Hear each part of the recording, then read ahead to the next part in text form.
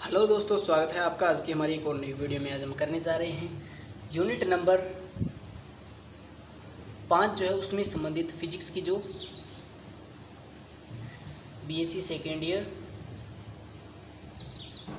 Physics paper जो third है उसका यूनिट नंबर 5 है। तो उसके जो छोटे क्वेश्चन हैं वो हम करने जा रहे हैं दोस्तों। तो देखिए, पहला क्वेश्चन जो है वो क्या कहता है कि होलोग्राफी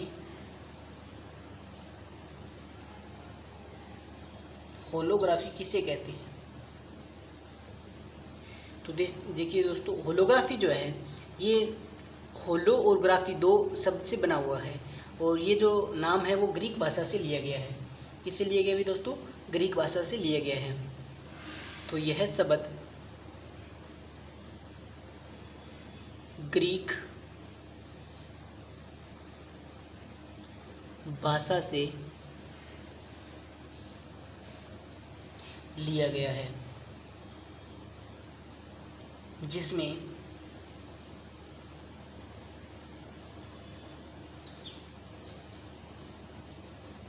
होलो का अर्थ क्या होता है भाई? होलो का अर्थ पूर्ण होता है। पूर्ण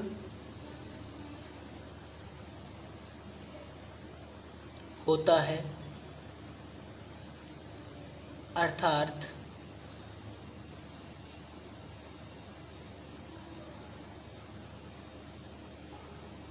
होलोग्राफी का क्या हुआ भाई? का अर्थ पूर्ण अभिलेखन हुआ। होलोग्राफी का अर्थ हो गया दोस्तों पूर्ण अभिलेखन। ये हो गया होलोग्राफी के नाम का अर्थ हो गया दोस्तों। इसके बाद में होलोग्राफी क्या होती है इसके बारे में चर्चा करते हैं। तो होलोग्राफी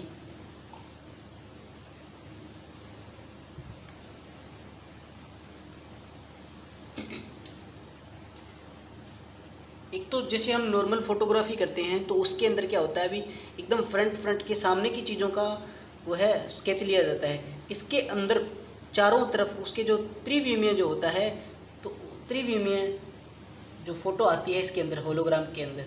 तो आजकल जैसे आपने देखा होगा जो बुक्स आती हैं वहाँ उसके ऊपर या कोई प्रोडक्ट आता है तो उसके ऊपर एक रंगीन सा इसे 3D प्रकार का एक डायग्राम आता है, उस पर कुछ ना कुछ लिखा होता है। तो जैसे पुस्तकें आती है या कोई और प्रोडक्ट आते हैं कंपनी के, तो वो स्पेशल होलोग्राम, उसे होलोग्राम बोलते हैं। वो एक चमकीला सा पदार्थ, एक छोटी सी चिट लगाई होती है, उसके होलोग्राम बोलते हैं। तो होलोग्राफी के द्वारा उसको बनाया जाता है दोस्तों। तो होलोग्राफी जो है, होलोग्राफी में कौन सा होता है भाई? त्रिविमीय वस्तु का यानी 3D, ठीक है दोस्तों। तो त्रिविमीय वस्तु के विभिन्न भागों से प्राप्त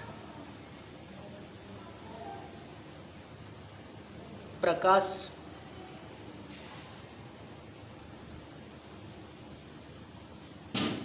विभिन्न भागों से प्राप्त प्रकाश किरणें हैं, यानी कि उसके जितनी भी साइड से हो सकती है उचित, तो तीनों साइडों से 3D जो डायग्राम बनता है, तो वहाँ से जो प्रकाश की जो किरण हमको मिलती है उसके द्वारा ये बनता है।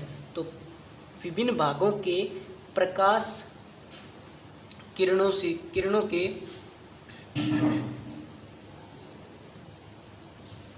आयाम के साथ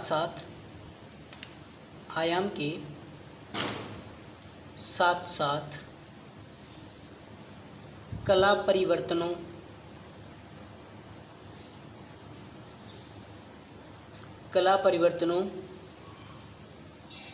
का भी पारदर्शी से प्राप्त प्रकाश किरणों के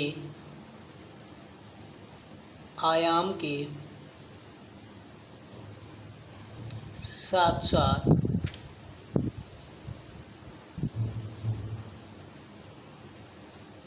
कला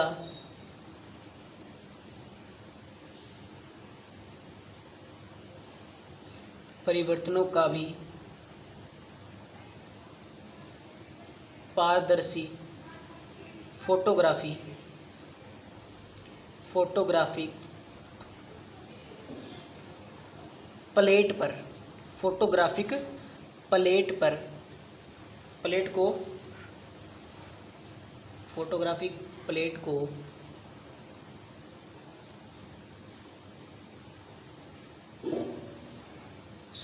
फोटोग्राफिक प्लेट पर जो अभिलेखन प्राप्त होता है, अभिलेखन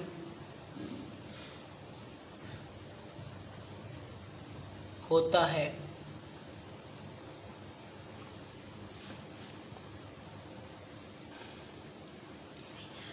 अभिलेखित इस पारदर्शी अभिलेखित इस पारदर्शी फोटोग्राफिक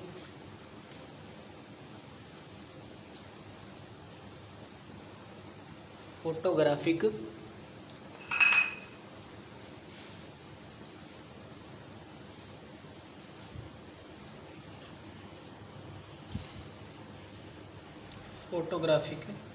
प्लेट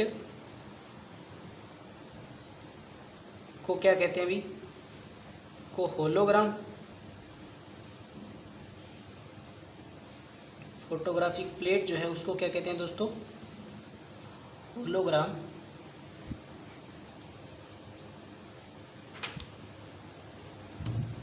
कहते हैं।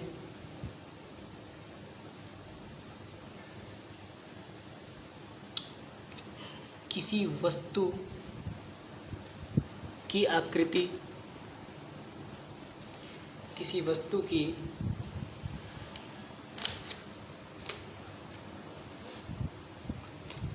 किसी वस्तु की आकृति किसी वस्तु की जो आकृति है तो आकृति को सभी कोणों से देखा जा सकता है। तो ये हो गई दोस्तों होलोग्राफी। मतलब हमारे पास जैसे हम कोई प्रोडक्ट खरीदते हैं तो उस पर एक रंगीन सी चिट होती है, तो उसको हम इधर उधर टेढ़ा मेढ़ा करके देखते हैं तो भी वो जो चित्र है वो एकदम स्पष्ट रूप से हमको अच्छी तरीके से चमकता हुआ दिखाई देता है, तो वो होलोग्राम हो गया दोस्तों। ठीक है, तो छोटी छोटी चिट रंगीन जो चिट होती है वो होलोग्राम होती है दोस्तों। ठीक है, तो ये हो गया हमारा होलोग्राफी। इसके बाद में दोस्तों हमारे पास जो है वो है ध्वनिक होलोग्राफी। कौन सी होलोग्राफी है दोस्तों, ध्वनिक होलोग्राफी। तो देखिए ध्वनिक होलोग्राफी किसे कहते हैं कि सामान्यतः जो ध्वनियाँ होती है उससे हम प्रतिबिंब का निर्माण नहीं कर सकते, परंतु होलोग्राफी के द्वारा निर्माण किया जा सकता है। ये एक नई अच्छी खोज है, बहुत अच्छी खोज है दोस्तों। तो देखिए कि सामान्यतः ध्वनियों के द्वारा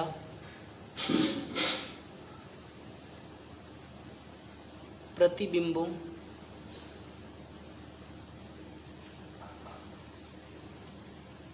का निर्माण संभव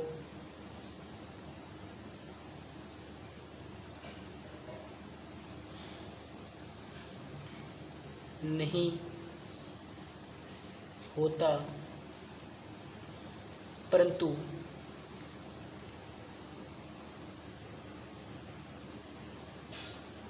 होलोग्राफी से ऐसा संभव होता है क्योंकि कारण क्या है दोस्तों, क्योंकि होलोग्राफी में क्या होता है, अभी होलोग्राफी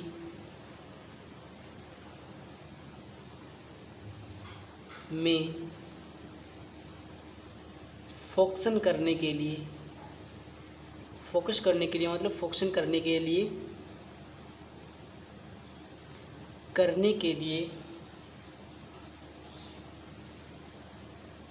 लेंसों की आवश्यकता नहीं होती है। लेंसों की आवश्यकता नहीं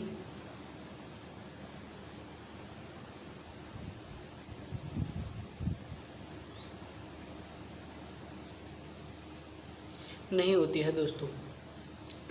तो इसीलिए क्या भी पराध्वनिक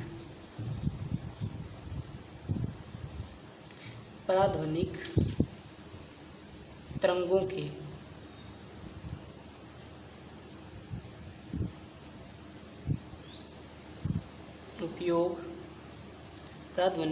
के उपयोग से ध्वनिक होलोग्राफी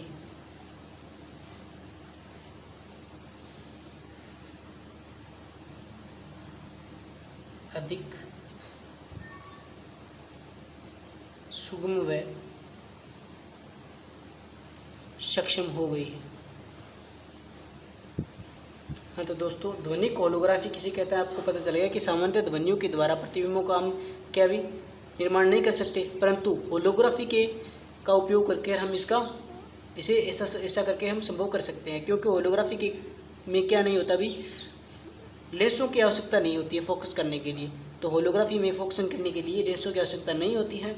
तो पराध्वनिक तरंगों का उपयोग से ध्वनिक होलोग्राफी का क्या कर सकते हैं, अभी सुगम और सक्षम हो गई है। मतलब इनका प्रतिबिंब जो है चित्रण वो किया जा सकता है।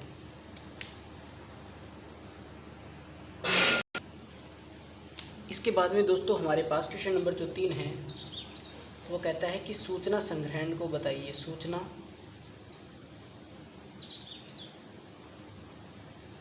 संग्रहण को बताइए। तो सूचना संग्रहण के लिए देखिए दोस्तों कि होलोग्राम जो होता है ना, होलोग्राम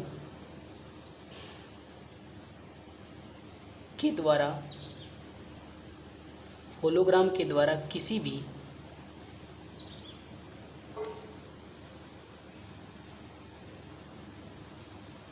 सूचना का संग्रहण, होलोग्राम के द्वारा किसी भी सूचना का संग्रहण वास्तविक प्रतिबिंबों के सापेक्ष अधिक क्या होता है, अभी अधिक समग्र होता है।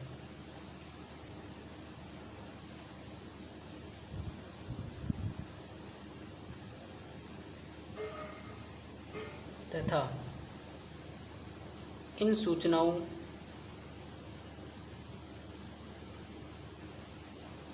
को सरलता से पुनः प्राप्त किया जा सकता है।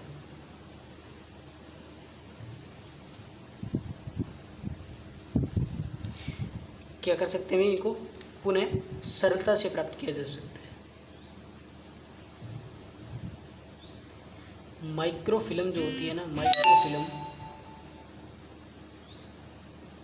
पर संग्रहण में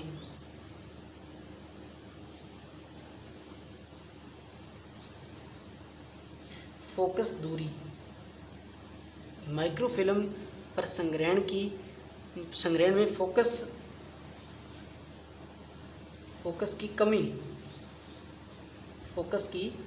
कमी जो होती है, या जो संदूषण होता है, यानी मतलब अच्छे तरीके से एकदम वो नहीं कर पाती है, ठीक है। तो संदूषण से त्रुटियां जो है वो संभावित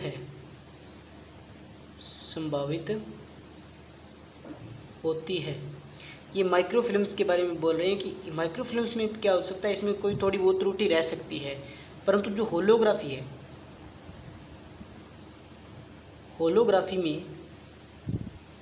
होलोग्राफी जो होती है ना दोस्तों, तो होलोग्राफी में फोटोग्राफिक होलोग्राफिक में फोटोग्राफिक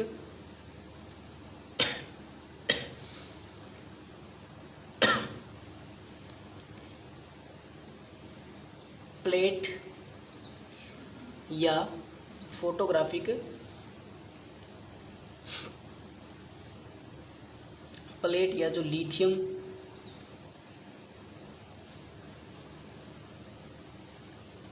नियोबेट, इसका जो सूत्र है दोस्तों लिथियम नियोबेट का वो है LiNbO3। तो लिथियम नियोबेट के बारे में अगर आपसे पूछ भी लिया जाए 1 नंबर में तो आप इसको बता सकते हो। लिथियम नियोबेट का सूत्र ये लिथियम नियोबेट के एकल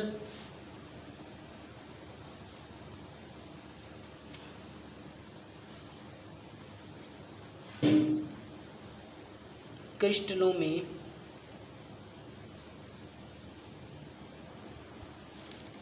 सूचना नष्ट नहीं होती और जो वो सूचना जो होती है वो त्रुटि रहित होती है। वह सूचना संग्रहण जो है वो क्या होता है भी दोस्तों, त्रुटि रहित होता है। देखिए माइक्रोफिल्म्स में तो क्या संदूषण और ये जो सूचना संग्रहण है उसमें क्या हो सकता है, त्रुटियां संभावित है, परंतु होलोग्राफी के अंदर किसी प्रकार की त्रुटि हमें नहीं रहती है। उसके अंदर हमें किसी प्रकार की त्रुटि जो है वो प्राप्त नहीं होती है। तो इसीलिए जो होलोग्राफिक प्लेट है होलोग्राफी है तो वो ज़्यादा अच्छी तरीके से सूचना जो संग्रहण है उसको अच्छी तरीके से सूचना संग्रहण करता है। और ये जो उसके अंदर छोटे छोटे जो कण होते हैं उनमें जो सूचना जो है अगर हम उसको किसी प्रकार से तोड़ देते हैं, काट देते हैं, तो उसके अंदर जो सूचना है वो आसानी से नष्ट नहीं होती है। तो उसके अंदर जो छोटे छोटे कण होते हैं वो उनमें सूचना जो है वो थोड़ी बची रह जाती है। तो त्रुटि रहित होते हैं। होलोग्राम जो हमारे पास होता है, होलोग्राम जैसे किसी प्रोडक्ट से आपने होलोग्राम ले लिया तो होलोग्राम को हम क्या करते थे, काट देते हैं, तोड़ देते हैं, तो उसकी जो सूचना है ना वो नष्ट नहीं होती है, क्योंकि उसके जो छोटे छोटे वो अलग अलग चमकीले से जो कण होते हैं उनमें जो सूचना है वो संग्रहित रह जाती है। ठीक है दोस्तों, तो होलोग्राम को काटने या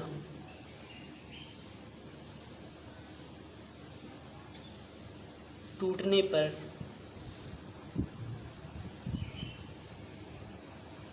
सूचना काटने या होलोग्राम के काटने या टूटने पर सूचना जो है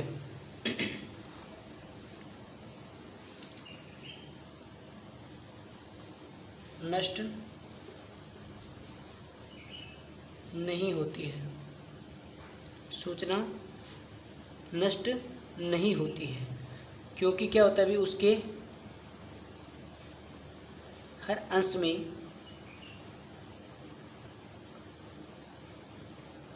पूर्ण सूचना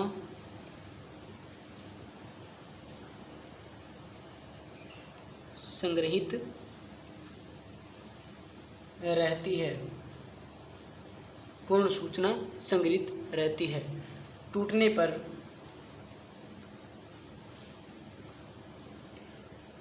पर उसका जो विभेदन है वो थोड़ा कम हो जाता है। विभेदन अवश्य कम हो जाता है।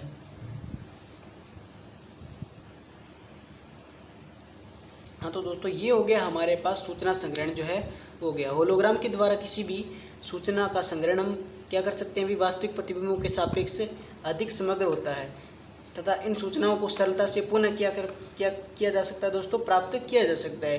परंतु जो माइक्रोफिल्म्स जो होती है उन पर जो संग्रहण में फोकसन जो है उसकी क्या होती है, भी कमी होती है। और संदूषण में क्या प्राप्त होता है भी, त्रुटियां प्राप्त हो सकती है, परंतु होलोग्राफी जो होती है उसके अंदर किसी प्रकार की क्या नहीं होती भी, सूचना संग्रहण में त्रुटि नहीं होती है। ठीक है, होलोग्राफी की जो प्लेट है उसे हम क्या कह सकते हैं भी, लिथियम नियोबेट यानी LiNbO3, हम इसे, इसका जो सूत्र है वो ये है। तो होलोग्राम को काटने और तोड़ने पर सूचना क्या नहीं होती भी, नष्ट नहीं होती है, क्योंकि उसके जो कण होते हैं, छोटे छोटे जो अंश होते हैं, उसके अंदर पूर्ण सूचना है वो संग्रहित रहती है। तो उससे हम वापस भी सूचना को प्राप्त कर सकते हैं। और टूटने से उसकी जो विभेदन क्षमता जो होती है, विभेदन जो होती है उसकी, उसमें कमी आ जाती है, परंतु जो सूचना है वो हम प्राप्त कर सकते हैं। हाँ तो दोस्तों, इसके बाद में हमारे पास है होलोग्राफिक सूक्ष्मदर्शी। क्या है दोस्तों हमारे पास, होलोग्राफिक सूक्ष्मदर्शी किसे कहते हैं अगर आपसे पूछ लिया जाए तो देखिए, सामान्य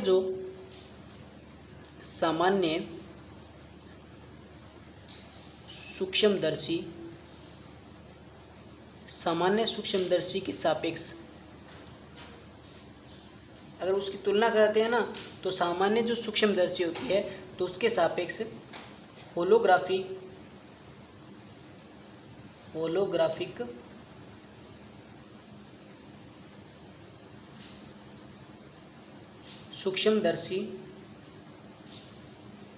होलोग्राफिक सूक्ष्मदर्शी में क्षेत्र की गहराई, क्षेत्र की क्या होती है भी, गहराई बहुत अधिक होती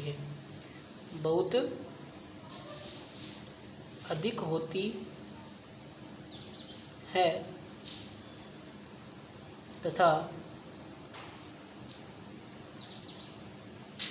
फोक्शन की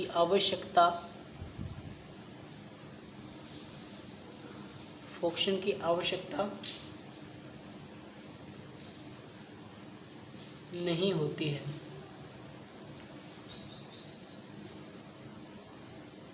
पुनर्निर्मित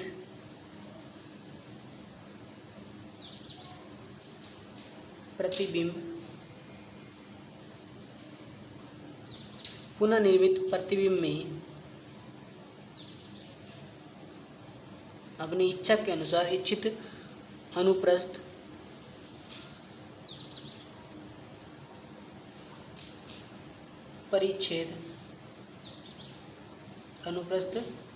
परिच्छेद का अध्ययन पूर्ण क्षेत्र की गहराई से संभव होता है। ये होता भी होलोग्राफी सूक्ष्मदर्शी के द्वारा। तो पता चल गया आपको कि सामान्य सूक्ष्मदर्शी के सापेक्ष जो होलोग्राफिक सूक्ष्मदर्शी है, तो होलोग्राफिक सूक्ष्मदर्शी में क्षेत्र की क्या होती है भी, बहुत अधिक गहराई होती है तथा फोक्शन की उसमें आवश्यकता नहीं होती है। और पुनर्निर्मित जो प्रतिबिंब होते हैं, तो प्रतिबिंब में इच्छित अनुप्रस्थ परिच्छेद का अध्ययन पूर्ण क्षेत्र की गहराई से संभव होता है दोस्तों। इसके बाद में है हमारे पास होलोग्राफी व्यतिकरण मिति किसे कहते हैं। तो देखिए दोस्तों, होलोग्राफी जो व्यतिकरण मिति है उसे हम किस प्रकार डिफाइन करते हैं। तो होलोग्राफी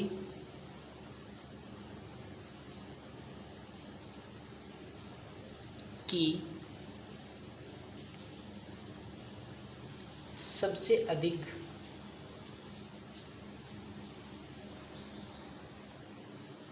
महत्वपूर्ण उपयोग किसमें भी, प्रतिबल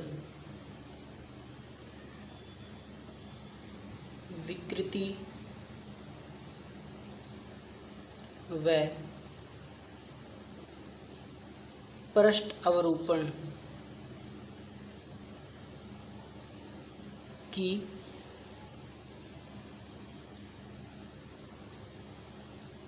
जांच है।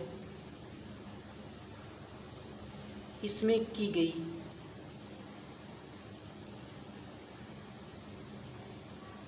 वस्तु का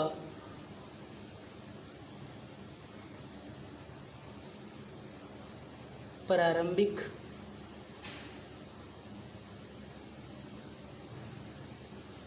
अवस्था में तथा भारित करने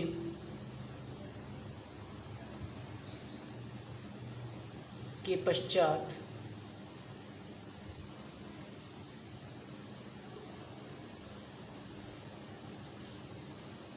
एक ही प्लेट पर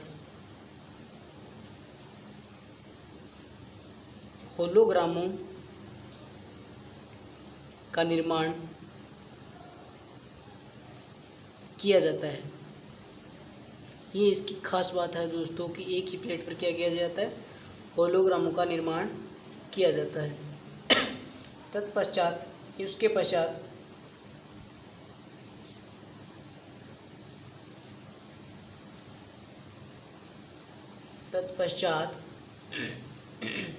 जब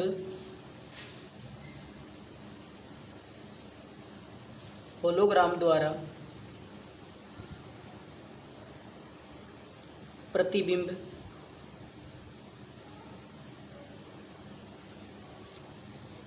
पुनर्निर्माण किया जाता है तो क्या होता है अभी, दोनों प्रतिबिंबों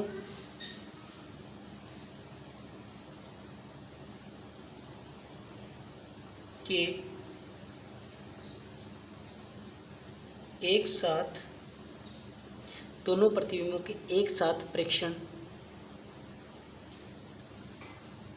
में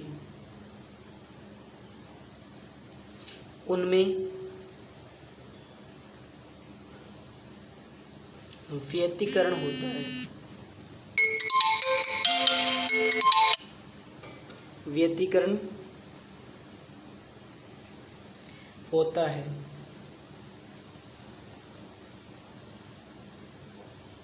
इस प्रक्रिया से अपरूपण की स्थिति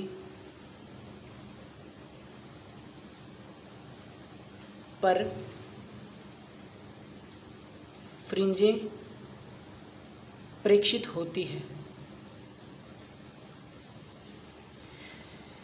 तो ये हो गई दोस्तों होलोग्राफी के अनुप्रयोग जो हमने आज किए हैं अभी इस वीडियो में। तो ये क्या हो गए दोस्तों, ये जो होलोग्राफी होती है उसके अनुप्रयोग हो गए। तो वीडियो को लाइक कीजिए, शेयर कीजिए, कमेंट कीजिए और ज़्यादा वीडियो को देखने के लिए हमारे चैनल को सब्सक्राइब कर लीजिए।